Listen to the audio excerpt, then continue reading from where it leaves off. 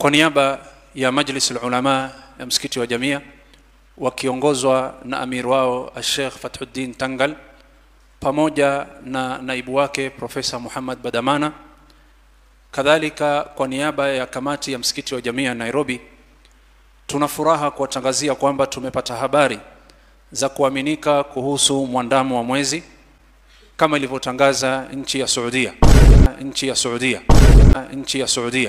Si mwezi haukuonekana wala haiwezekani kuonekana Saudia wala huku kwetu, kwa mujibu wa ilmu na mujibu wa maendeleo, na wenyewe wamekubali ndani ya interneti.